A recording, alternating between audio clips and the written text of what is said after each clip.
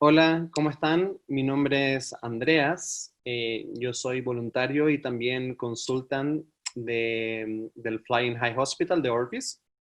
Hoy en día estoy haciendo mi fellowship quirúrgico en retina y vitrio en APEC, México. Y antes de todo esto, estuve ya trabajando en Chile como cirujano de segmento anterior y cirujano refractivo. También como entrenador en lo que es simulación y entrenamiento quirúrgico con Orbis y también con la Universidad Católica de Chile, donde justamente con el apoyo de Orbis y el apoyo de la universidad logramos fundar el primer centro de simulación a nivel nacional. Hoy día vamos a hablar sobre los conceptos básicos y les voy a dar también tips en casos especiales de cómo realizar una panfotocoagulación retiniana. Vamos a hablar sobre todo aspectos técnicos sobre el procedimiento, sí, así que no voy a ahondar en todos los artículos existentes sobre por qué hay que usar el láser, así que va a ser súper técnica. Esta charla va dirigida a residentes o a fellows o oftalmólogos generales que estén comenzando a realizar este procedimiento y que también de una u otra forma quieran tenerlo como ayuda. Entonces vamos a comenzar. Los objetivos de la clase del día de hoy vamos a hablar sobre los principios básicos del láser. Vamos a hablar también sobre lo que es la simulación o cómo ustedes se pueden preparar para realizar panfotocoagulación. Vamos a ver también las indicaciones más frecuentes de panfotocoagulación. Vamos a ver el procedimiento, les voy a dar algunos tips, les voy a mostrar cómo yo lo hago y también vamos a ver cómo identificar, ¿cierto?, las complicaciones, lo cual es súper importante. Entonces vamos a partir de lo más básico. Y es importante entender que la luz puede entrar al ojo gracias a la presencia de todos estos medios transparentes, de la interacción con el aire, la presencia de la córnea, el humor acuoso, el tamaño de la pupila, el cristalino y la cavidad vítrea. Un ojo en condiciones normales, relajados, tiene aproximadamente un poder de 60 dioptrías, un poder óptico, de las cuales casi 2/3 o más o menos unas 40 dioptrías corresponden al poder óptico de la córnea. Y gracias al alineamiento ordenado de las fibrillas de colágeno, lo cual permite la transparencia de la córnea, más o menos el 95% de la luz puede ingresar, se puede transmitir dentro del ojo. Esto depende de los índices refractivos existentes y la interacción de estos mismos dentro del ojo. Por ejemplo, el índice refractivo de la córnea sabemos que es de 1.37. También va a depender del tamaño de la pupila, que nos va a permitir cuánta luz va a entrar dentro del ojo, y esta puede variar desde 1.5 a 8 milímetros. En la cámara anterior, con el humor acuoso, también tenemos su propio índice refractivo de 1.33. Y ya después tenemos el cristalino con sus proteínas, las cristalinas, las cuales también permiten la transmisión de la luz gracias a su índice refractivo. En condiciones normales, el poder refractivo del cristalino puede variar desde 20 dioptrías hasta 33 dioptrías, dependiendo si el paciente está o no en un estado de acomodación. Y finalmente tenemos la cavidad vítrea con un índice refractivo menor, lo cual permite el ingreso de la luz, donde finalmente será procesada. Ya teniendo esto en consideración y entendiendo de por qué las cosas de una forma súper básica entran al ojo, podemos hablar un poco de qué ocurre después de que la luz o alguna sustancia o el láser entra al ojo. Entonces la luz se puede transmitir hacia la córnea, de esta forma se puede reflectar, se puede dispersar en la córnea, como también se puede transmitir dentro de la misma. Y en este momento es cuando ya se puede ir absorbiendo por todos los tejidos adyacentes. Iris, malla trabecular, cristalino, retina. Y de esto va a depender el tipo de láser que se use. Si uno usa un láser jack, por ejemplo, para una capsulotomía posterior, o cuando uno usa láser para una trabeculoplastía selectiva con láser de argón, o cuando se utiliza, por ejemplo, el láser de argón o láser de micropulsado para algún tratamiento de la retina. Entonces es importante entender cómo interactúan los tejidos con la luz o con el láser. Dentro del ojo tenemos un sinfín de distintos cromóferos que van a permitir la absorción de la luz o del láser en distintos tejidos. Tenemos, por ejemplo, la melanina. La melanina está a nivel de la retina, a nivel del iris, a nivel de la coroides, también encontramos a nivel del EPR, la encontramos también a nivel de la malla trabecular. La hemoglobina, la cual se encuentra en los vasos sanguíneos.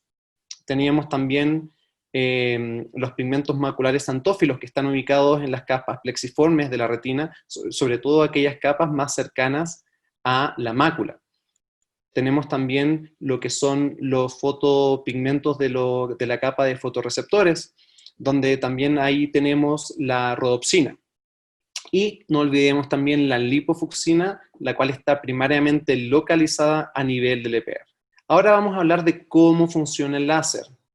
Esto es súper básico y esto puede variar, recordando de que los equipos láser han ido evolucionando súper harto desde sus inicios a mediados de la década de los 60 a los 70, cuando se empezó a aplicar a nivel de la retina y cuando aparecieron los primeros estudios que fue el DRS y el ETRS. Bueno, esto está compuesto básicamente de tres cosas. Tenemos acá una fuente de energía, la cual finalmente va a mandar un fotón que va a interactuar con este medio, que este medio va a estar compuesto o por gas, o por líquido, o por algo sólido, y eso le va a dar finalmente el término al tipo de láser, si láser argón, YAG, xenón, etcétera, etcétera. En este medio, por la interacción de los protones con los electrones que están acá, vamos a llevar a un estado de excitación de los mismos, de un estado, y esto es física cuántica, de un estado cero a un estado de mayor energía, y a cada nivel que el electrón va subiendo de energía, de nivel, va produciendo energía. Y vemos también que tenemos una cavidad óptica compuesta por dos espejos, un espejo que está al 100% y un espejo que tiene una transparencia parcial, lo cual finalmente va a permitir la salida del haz de luz por la fuente exterior. Vamos ahora a ver a mayor profundidad qué es lo que ocurre en este medio, para que ustedes entiendan la interacción de los átomos y cómo sale reflejado el haz de luz. Eso es lo que les decía del fotón, de un electrón que está en un estado basal a un estado excitado. Entonces, este diagrama lo encuentro súper interactivo y es súper explicativo además. Entonces, en lo que es física cuántica, la energía de un átomo tiene distintos niveles y son todos discontinuos. Cuando el átomo es excitado, se dan cuenta, aumenta un nivel de energía. Si un fotón, en este caso como vemos ahí, lo verde que va llegando, con una energía necesaria, es mandada, el átomo baja de nivel y va a producir dos haces de luz o dos haces de energía de igual longitud. Cuando tenemos estos espejos, como les mostré anteriormente, los haces de luces van a ir rebotando y interactuando, excitándose continuamente los átomos una y otra vez, lo que finalmente va a llevar a la producción o salida de un haz de luz que va a tener una dirección única y una longitud de onda igual, lo cual va a permitir darle un control cuando estamos realizando el procedimiento. Y esto es como finalmente funcionan habitualmente estos tipos de láser. No hay que olvidarnos que cuando estamos haciendo nosotros láser, estamos convirtiendo energía en una energía térmica. Incluso se cree o se ha visto que la temperatura de estos tejidos puede aumentar hasta 20, 30, hasta incluso 50 grados Celsius. Entonces es importante entender que no es un acto inocuo, estamos haciendo una quemadura, estamos lesionando la retina, que finalmente es lo que estamos buscando, ¿no? Acá les muestro este diagrama en donde se comparan dos tipos de láser. Por un lado están comparando el láser de pulsado corto, que se conoce como láser Pascal, y el láser convolucional, que es el que tiene un pulsado más convencional. Entonces quiero que se note el daño o cómo se esparce la energía a nivel del EPR, a nivel de la coroides y a nivel de las capas de la retina interna y externa. Fíjense, por ejemplo, en de pulsado corto, cómo la quemadura es más localizada, con afectación del EPR, complejo Butch, coroides y las capas internas. Viene el corte histológico, cómo se están disponiendo las capas. Entonces estamos finalmente realizando un acto que produce una quemadura y daño. Por ende es importante manejar bien los parámetros para prevenir todas las complicaciones a consecuencia de esto. Del punto de vista patológico, finalmente lo que hacemos es muerte celular por necrosis coagulativa. Entonces las indicaciones más frecuentes.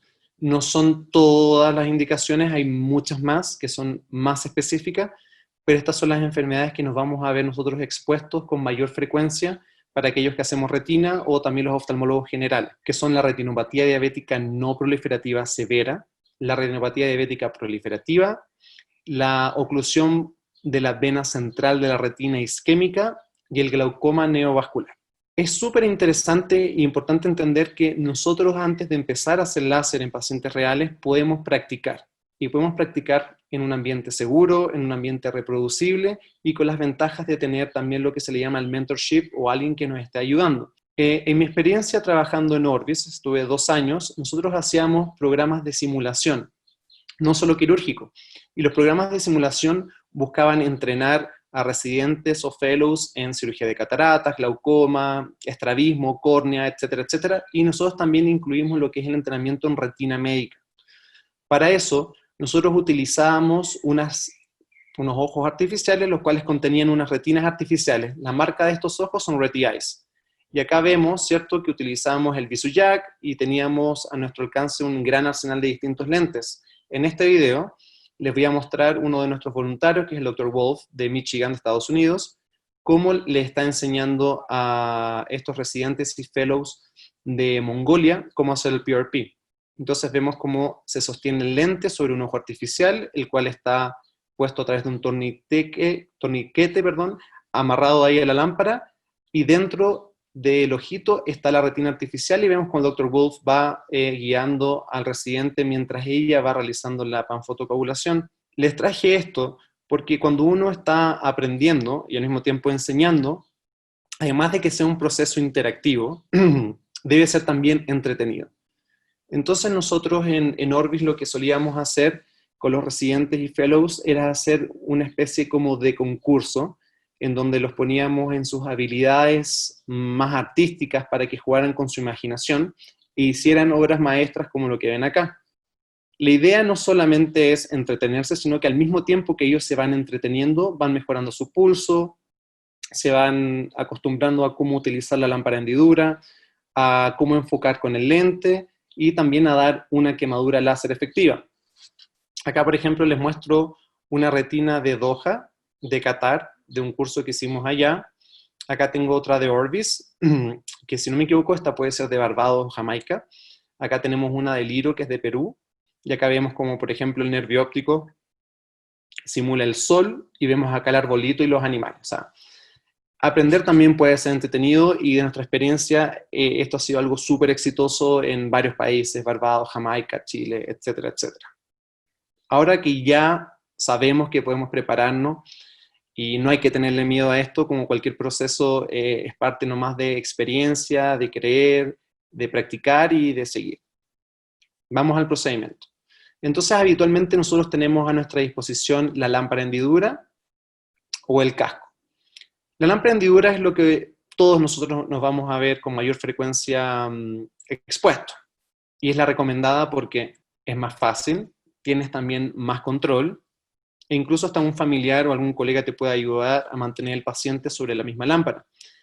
El casco se recomienda para aquellos casos donde el paciente, por ejemplo, no pueda tolerar el procedimiento por ABCD motivo o el paciente tenga alguna alteración neurológica que requiera el uso de algún tipo de anestésico.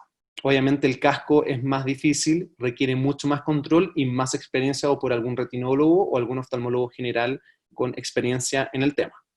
Entonces vamos paso por paso. Lo más importante siempre, por más que esto sea redundante, hay que estar seguro de que el paciente es el correcto.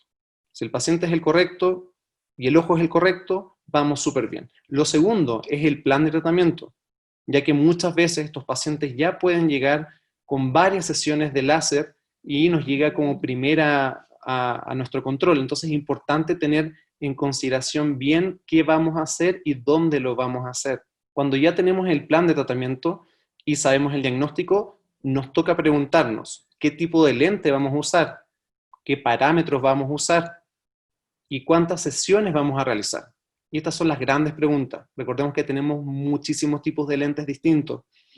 Los parámetros es una pregunta frecuente en los residentes cuando están comenzando, ya que uno con un poco de susto no sabe qué spot usar o cuánto duración de pulso o cuánto poder. Entonces es importante entender esto.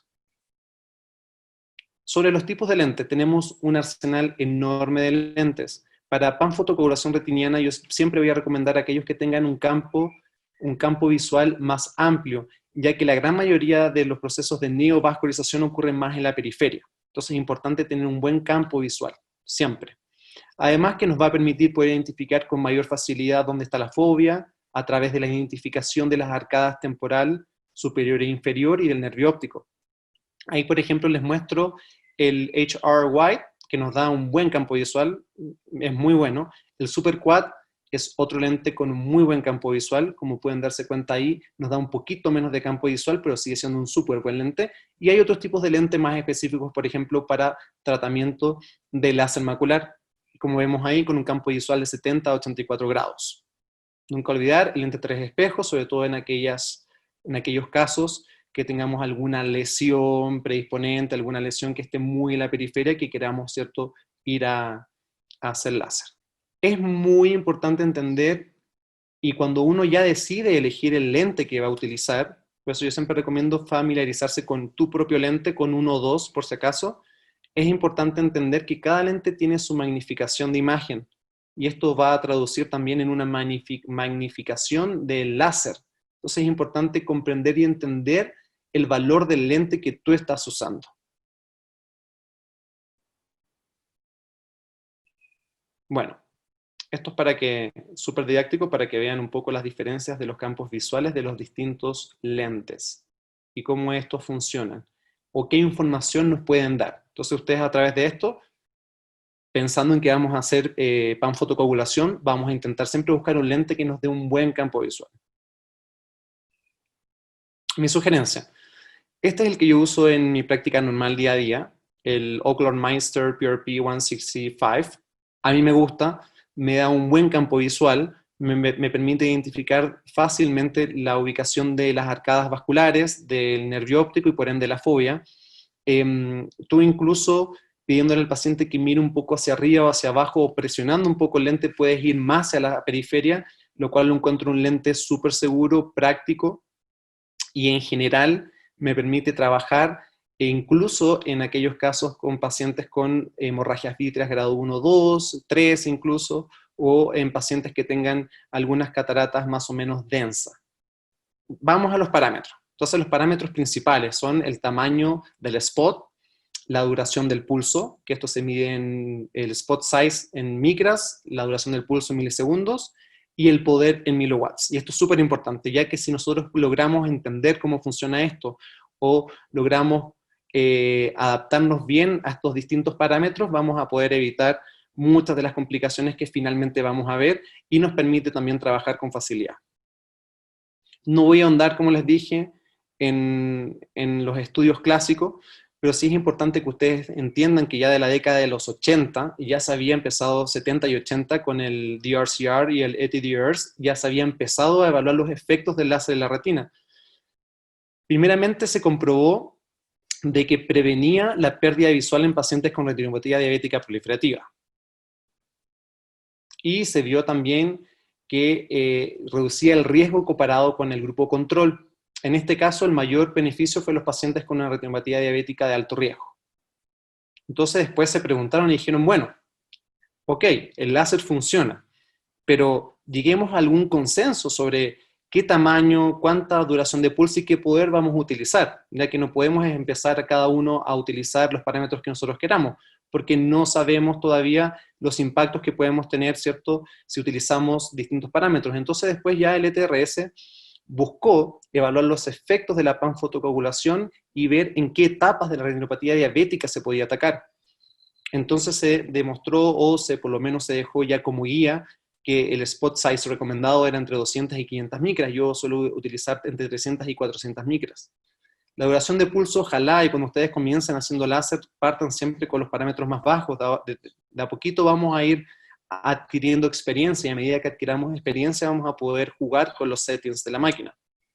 Y el poder entre 200 y 250 miliwatts. Tú puedes partir también con 150, no hay ningún problema.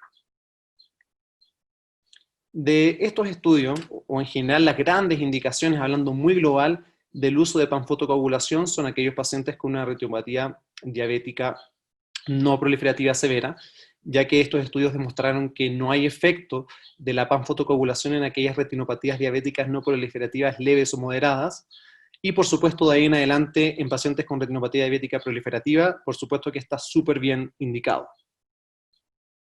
¿Qué es una quemadura efectiva?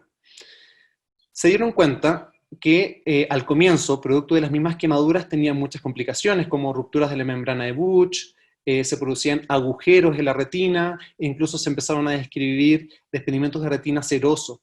Entonces se empezó a buscar cuál era la quemadura efectiva, y es difícil poder determinarla al comienzo. Se sugiere que sea gris, o que finalmente no sea una quemadura blanca cremosa, como muchas veces ocurre.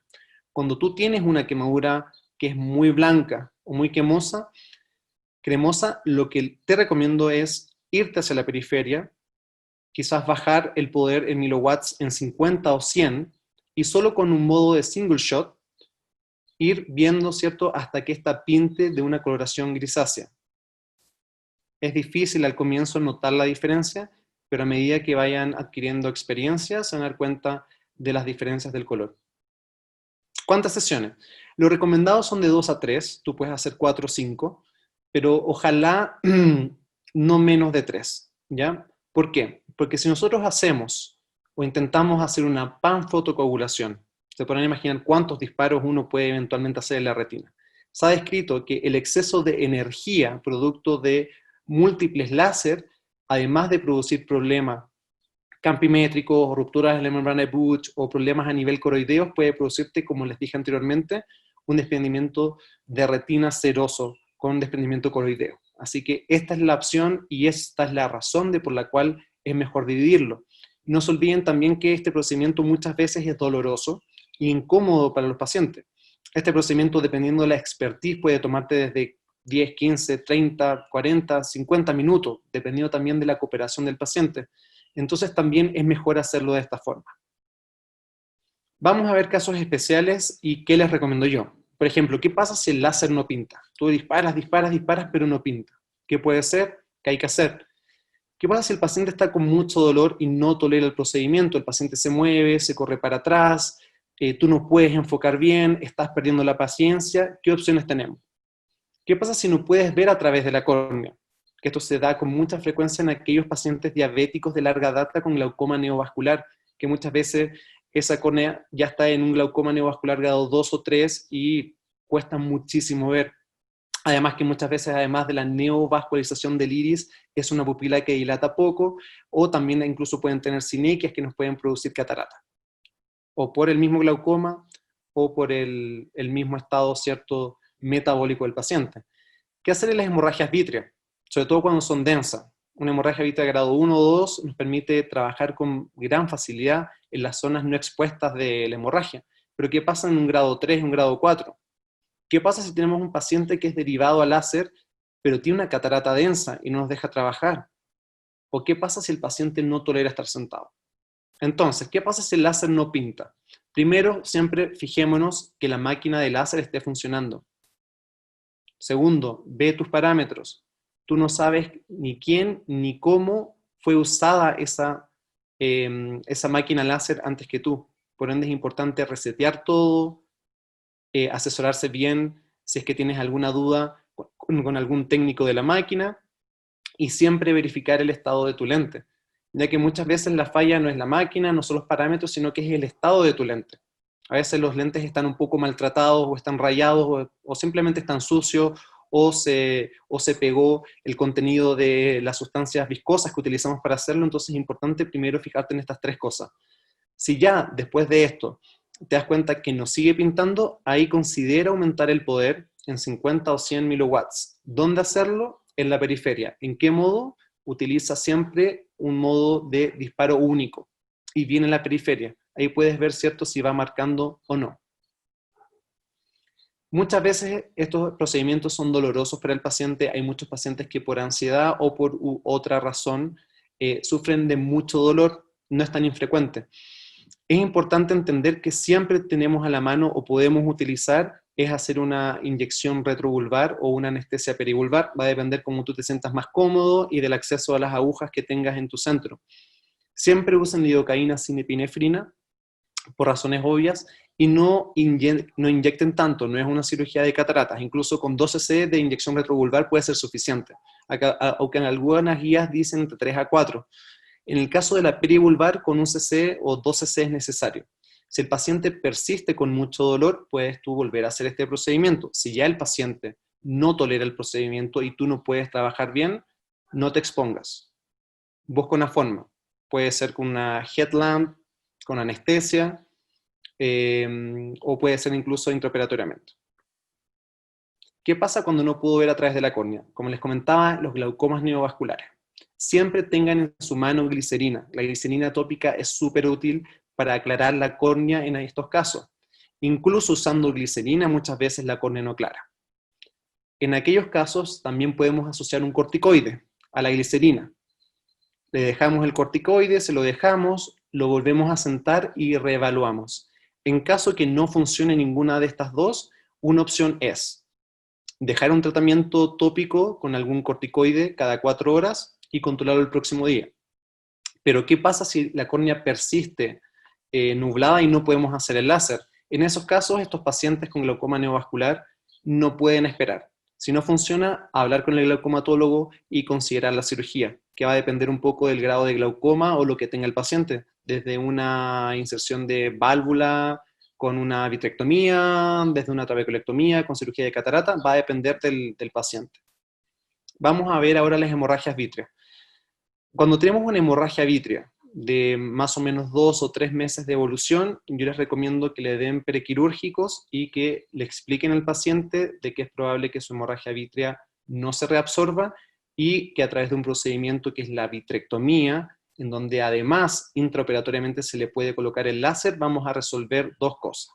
Uno, el láser que queremos colocar para poder frenar este avance de la diabetes, y dos, tratar la causa secundaria, la cual está produciendo la hemorragia. Muchas veces estos hemovitrios son secundarios a desprendimientos de retina traccionales.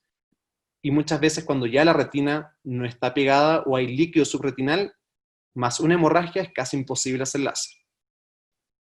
Entonces les muestro esto. Cuando tenemos un hemovitrio grado 1 y 2, por ejemplo, acá vemos bien, nos queda toda esta área para hacer láser, con ningún problema. En el caso de los dos es un poco más difícil, dependiendo dónde esté localizado, pero también podemos completar láser, por ejemplo, acá a nivel de la arcada temporal superior, nasal, hasta incluso temporal. Entonces, en esos casos, haz tu láser, dile al paciente que se quede en semifowler hasta el próximo control y completa tu próxima sesión. Ahora, en los grado 3, si se dan cuenta, en los grado 3 es mucho más difícil y vamos a necesitar un lente que nos dé mayor alcance de la periferia. Si bien uno puede intentar completar, ¿cierto?, el láser en este nivel, muchas veces es difícil poder visualizar dónde estamos trabajando. Entonces la primera pregunta es, ¿este paciente tiene una ecografía disponible? Si no la tiene, hay que pedírsela. ¿Por qué? Y dependiendo también del tiempo de evolución. Completa lo que puedas, como les decía, pero tenemos dos opciones en la ecografía. Una es que le pedimos la eco, citamos al paciente y vemos que la hemorragia no va aclarando o vemos que tiene un desprendimiento de retina traccional, consideren ofrecerle como opción la vitrectomía más endoláser. Ahora, si la hemorragia aclara y no tiene desprendimiento de retina traccional, súper. Entonces podemos continuar con un régimen de semifowler y continuar con las sesiones. Incluso algunos también pueden utilizar, y también nosotros a veces lo hacemos, dejamos una orden de anti-VEGF y luego continuamos con la próxima sesión. Pero va a depender un poco de las guías o patrones que tengas tú en tu escuela. En las cataratas densas, si el paciente, por ejemplo, tiene una retinopatía diabética proliferativa en el otro ojo y viste bien el fondo de ojo y este paciente necesita láser sí o sí, entonces, si no puedes hacer el láser después de un primer intento, derívalo a cirugía de catarata.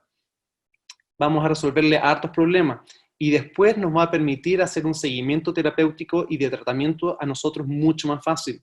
Ahora, si tiene una catarata que está densa, por ejemplo, es más bien de predominio nuclear o es más bien de predominio cortical y tú puedes ver parte del fondo de ojo, completa lo que puedas de láser en las áreas que tú puedas. Mal no le va a hacer. Y después de que termines tus sesiones, por supuesto, mándalo a cirugía de catarata. Dependiendo, por supuesto, la condición de su retina, ¿cierto? Puede requerir incluso una cirugía combinada. Bueno, después de todo esto, yo creo que ya estamos listos para empezar. Ya sabemos que tenemos que preparar al paciente, también tenemos que prepararnos nosotros mismos y debemos preparar el ojo. En relación a la preparación del paciente, es muy importante explicarle todo el procedimiento. Muchos de estos pacientes jamás han tenido una experiencia con un lente. Recordemos que el lente va directo al ojo y el paciente tiene que estar muchas veces minutos inmovilizado, incluso con dolor. Entonces explica el procedimiento claro, desde que le vas a colocar el lente, la inyección. Es bueno, y yo se los recomiendo, que le pidan al paciente que entre con su familiar. Por una parte, disminuye la ansiedad, por otra parte también el familiar le dice, vamos, tú puedes, tú eres fuerte, y también te puede ayudar a sostener la cabeza del paciente mientras estamos haciendo el procedimiento. Porque muchas veces el paciente inconscientemente tiende a irse para atrás, o muchas veces nosotros inconscientemente cuando presionamos el lente, podemos hacer que el paciente también se vaya un poco para atrás, lo cual es súper útil. Tú y el paciente deben estar cómodos, ¿ya? Por eso también usamos a veces las coderas. No hagas el procedimiento si vas a estar todo arqueado, porque te va a doler la espalda, te va a doler el cuello, vas a perder la paciencia. Tómate el tiempo de estar tú cómodo, que el paciente esté cómodo. En general, todo lo relacionado con lo ergonómico es algo súper importante cuando uno hace un procedimiento quirúrgico o hace un procedimiento láser. Prepara el ojo. Nosotros usamos tetracaína, dilatamos el ojo, lo dejamos al paciente esperando unos 30-40 minutos, reevaluamos. Si la pupila está en el tamaño deseado, lo pasamos. Si vemos que no dilata, que como ustedes saben, estos pacientes a veces por la misma diabetes o por algún glaucoma neovascular, qué sé yo, las pupilas no dilatan, volvemos a hacer una segunda y tercera prueba antes de pasar al paciente. Si la pupila no llega a dilatar, nosotros entramos al paciente, lo evaluamos e intentamos hacer el láser como se pueda. Y por supuesto tu sustancia para poder apoyar el lente. Nosotros usamos Gonio Pisk. Vamos a ver un ejemplo de un paciente. Tenemos acá a este caballero que le vamos a colocar AB, 65 años con diagnóstico de una retinopatía diabética proliferativa en el ojo derecho. Y llega a tu consultorio y tú estás listo para hacer láser. Entonces vas a verificar que sea justamente este paciente AB, vamos a verificar que sea su ojo derecho y vamos a estar seguros del plan de tratamiento y el diagnóstico. Paso 2. Ya tenemos nuestro plan de tratamiento, vamos a hacer una panfotocoagulación. El paciente nunca antes había recibido, así que tenemos plena libertad para comenzar con el tratamiento. Verificamos su diagnóstico, es importante chequear el expediente médico, su angiografía, ya que muchas veces esto nos puede servir como punto de orientación para localizar la fobia, como para también poder localizar algún microneurisma o alguna lesión o neovascularización que no se vea bien, que puede estar produciendo alguna hiperfluorescencia o alguna filtración importante. ¿Qué lente vamos a elegir? Como sabemos que vamos a hacer panfotocoagulación, un lente con un buen campo visual. Tenemos acá el PRP 165, tenemos el Super Quad, el White HR, tenemos un amplio espectro de lentes para usar. Segundo, ¿qué parámetros vamos a utilizar? Y tercero, ¿cuántas sesiones vamos a tratar a nuestro paciente? Entonces vamos a usar eso. Ya sabemos que las recomendaciones son un spot size entre 200 y 500, yo uso 300-400, una duración de pulso estándar bien, que es de 1000 milliseconds, y un poder de 200 a 250. Incluso hay guías y estudios que recomiendan partir con 150 o 100. Igual va a depender mucho de la máquina y el tipo de láser que estás usando. ¿Y cuántas sesiones? ¿Y qué es una quemadura efectiva que vamos a buscar? Bueno, vamos a buscar nuestra quemadura gris y vamos a tratarlo de 2 a 3, evaluando, ¿cierto?, en la segunda sesión cómo va todo. Acá, prefiero explicarlo acá. Entonces, ¿qué es lo que hago yo? Yo siempre suelo partir a nivel inferior. Y esto es importante y nos ayuda también en caso de que el paciente pueda desarrollar una hemorragia vítrea, porque la hemorragia vítrea por gravedad va a tender a bajar.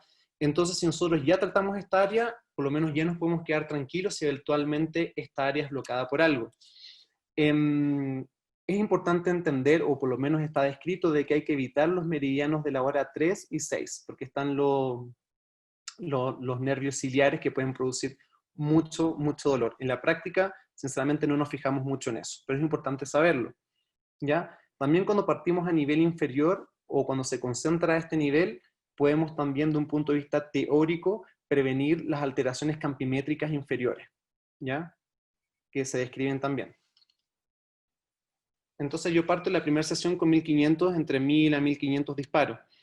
Parto haciendo una línea de demarcación por debajo de la arcada temporal inferior, lo cual de una forma me va a permitir localizarme bien yo, dónde voy a hacer mi láser, poder localizar dónde está la fobia, dónde está el nervio óptico, y poder iniciar, ¿cierto?, mi tratamiento hacia distal.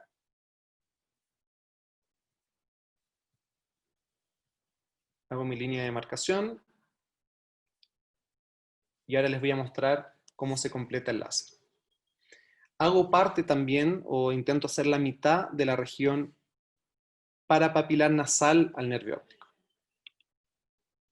Ya en la segunda sesión mantengo el mismo plan, entre 1000, 1200, 1500. Hago una nueva línea de demarcación para justamente localizar mi fobia, mi nervio óptico y trabajar tranquilo, y completo superior y nasal.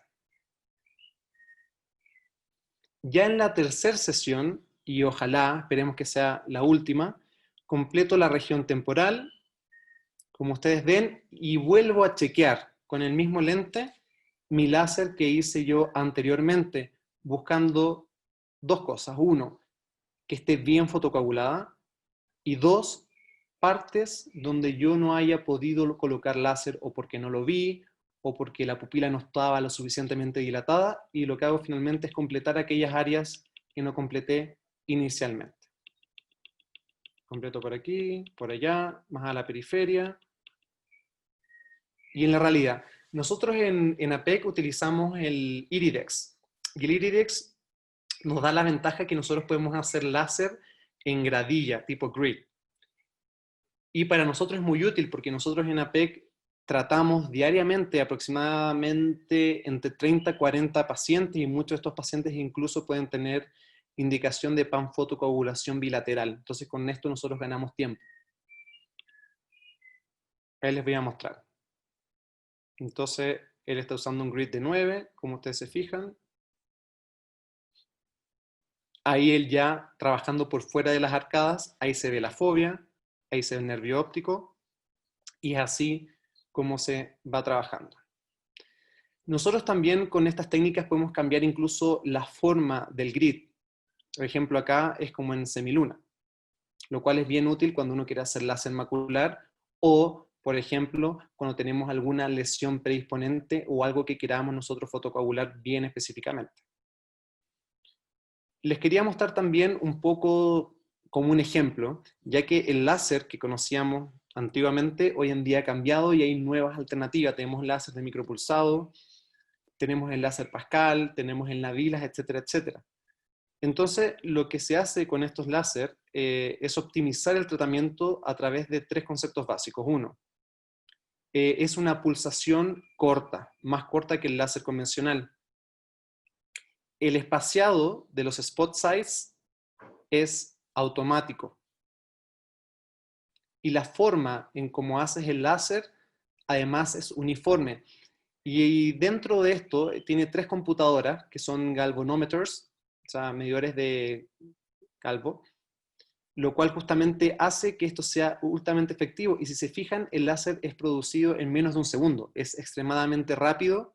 Además de rápido, es súper útil, y es gracias a este nuevo mecanismo, ¿cierto?, que hace de que sea todo más rápido y mejor orientado. También se puede adaptar la forma del grid, por ejemplo, para láser macular. Y como les había comentado antes, las ventajas de estos láser es el menor daño en los tejidos. Ya recordemos que la luz y el láser se termina absorbiendo por todo, por el xantófilo macular, por la melanina, la hemoglobina, la rodopsina. Entonces, cuando tenemos un disparo controlado y de pequeño pulso, que además es efectivo, ¿cierto?, prevenimos, ¿cierto?, el mayor daño producto de la quemadura térmica a nivel de las capas retinales. Con esto prevenimos también, entre otras cosas, manifestaciones subjetivas como las metamorfopsias o las alteraciones campimétricas de estos pacientes, y menor riesgo de ruptura de la membrana de Buch, menor riesgo de hemorragias subretinianas, y menor riesgo también de agujeros de espesor total. ¿Cuáles son las complicaciones? Las más serias son porque usamos mucha energía o mal direccionamos el láser, y ahí tenemos las quemaduras corneales, las anormalidades pupilares, las quemaduras del cristalino, incluso hasta se describen las neuropatías ópticas. Es muy importante que tú identifiques la fobia, es sumamente importante. Hay casos descritos de pacientes que han perdido su visión de forma permanente producto de un láser mal puesto. Entonces es importante que uses los puntos de orientación. Te puedes ayudar a través de las arcadas, el nervio óptico, o incluso a través del expediente clínico viendo la angiografía de fluoresceína para tener como punto de orientación. A veces hay pacientes que se mueven mucho, o tienen algún temblor o alguna alteración neurológica. En esos casos, si tienes dificultades, puedes hacerlo con un headlamp, lo puedes hacer en el OR, o también puedes tú anestesiar o movilizar el ojo del paciente si es que así lo amerita. ¿Ya? Hay que evitar esto a toda fobia. Yo no he tenido la experiencia de ver rupturas en la membrana de Buch, pero están descritas. Y están sobre todo descritas en aquellos casos que usamos un spot muy pequeño, pero de alto poder y corta duración. Esto aumenta el riesgo. El problema no es solamente de la producción de la misma ruptura en la membrana, ya que dependiendo de la localización puede producir afectación visual, sino que además, producto de lo mismo, esto puede producir hemorragias o la formación de neovascularización coroidea, lo cual finalmente puede repercutir más en la visión o requerir el uso de múltiples dosis de anti-VEGF u otros tratamientos que pueden ser costosos para el paciente, y todo producto de un láser hecho con mucha energía. Entonces es importante siempre tener en consideración los parámetros. En base a las lesiones retinales, esto sí me ha tocado verlo. Cuando uno aplica láser, y esto se ve con mayor frecuencia en las lesiones predisponentes, uno puede producir agujeros de espesor total. Y a veces, producto de la misma quemadura, puede haber proliferación vascular. Dependiendo de la localización, ¿cierto?, de la misma quemadura o ruptura, esto puede producir proliferación fibrosa vascular e incluso distorsión. Entonces, los pacientes que llegaron con una visión normal aparentemente, pueden después referir metamorfopsias o incluso diplopia o alteración visual en general. También se han descrito las oclusiones vasculares, así que siempre o casi siempre se recomienda los disparos, ¿cierto?, en aquellas regiones donde no están pasando los vasos de mayor calibre. También se han descrito lesiones coroideas como hemorragias subretinales, como vemos acá, isquemia coroidea o la formación de neovascularización coroidea o anastomosis corioretinales. Y todo esto está asociado justamente con los parámetros. Por eso es muy importante, cuando ya tenemos todo listo para empezar, partir siempre al comienzo con los parámetros más bajos. A medida que ganamos experiencia ya podemos adaptar un poco más estos mismos. Pero siempre partamos con los más bajos. Y si, por ejemplo, eres residente y estás solo haciendo el láser y ves que no pinta, o tienes duda, siempre pregunta, siempre pregunta. Todas las preguntas siempre son importantes y nosotros también aprendemos mucho de ellas, así que nunca tengan miedo a preguntar. Incluso si tienen dudas y no hay nadie, es recomendable citar al paciente mañana cuando haya alguien, pero no intenten hacer algo si no manejan bien los parámetros, porque estas complicaciones pueden ser muy serias. Lo que les comentaba, si hacemos todo el láser en una sesión, este exceso de energía puede producir un desprendimiento de retina seroso, y esto incluso puede ser masivo. Entonces, ojo con eso, no nos apresuremos. Si podemos hacer el tratamiento en 2 o 3 lesiones, súper, hagámoslo. Entonces, es muy importante la prevención de las complicaciones. Entonces, lo más importante al comienzo es identificar la fobia. Si tú identificaste bien la fobia, ya puedes trabajar mucho más tranquilo en la retina. Guíate por el nervio óptico y las arcadas. Por más que sea insistente, si tienes dudas, ve la angiografía. De nuevo, seleccionar una adecuada longitud de onda. Va a depender del tipo de láser que tú estás utilizando. En base al poder, vimos que gran parte de las complicaciones son por un excesivo poder. Entonces partamos con lo más bajo. Partamos con un poder entre 150 y 200 o hasta 250 como máximo. Si vemos que no va pintando, a medida que vamos verificando los pasos que les expliqué, vemos si aumentamos un poco más el poder, pero al comienzo mejor partir así. El tiempo de exposición. Tú puedes exponer el láser que sea más rápido o más corto. Si es muy corto, es poco efectivo. si tienen mayor tiempo de exposición, mayor riesgo de tener alguna complicación. Entonces no nos compliquemos, partamos con 100 miliseconds y de ahí a medida que ganemos experiencia vamos viendo cómo vamos modificando este parámetro. El tamaño del spot. No queremos un spot muy chico, porque va a significar, ¿cierto?, que tengamos que hacer más láser, ni tampoco uno más grande, que produce más daño. Entonces el tamaño del spot recomendado es entre 200 y 500 micras. Yo personalmente utilizo entre 300 y 400 y creo que es súper útil, ¿ya? Y va a depender de cada caso, pero quédense con eso. No se apuren. Recuerden que la pupila, el tamaño de la pupila, la dilatación, nos va a ayudar enormemente a poder nosotros realizar el procedimiento tranquilamente. Entonces esperemos hasta que el paciente tenga una buena dilatación, no nos apresuremos. Y siempre una buena comunicación con el paciente. Si tú le explicas al paciente bien todo antes de que ocurra, sobre todo si es su primera vez, la adherencia del mismo durante el procedimiento va a ser muchísimo mejor y te va a ayudar a ti a hacerlo mejor y sin interrupciones. Bueno, chicos, les agradezco muchísimo su tiempo. Les deseo que les vaya muy bien. Espero verlos pronto en otra lecture, otro webinar. Ahí tienen mi correo. Están también las redes sociales. Cualquier duda o pregunta, siéntanse en la libertad de escribirme. Yo encantado voy a estar de responderles cualquier duda, cualquier feedback. Y eso, que les vaya súper bien. Gracias.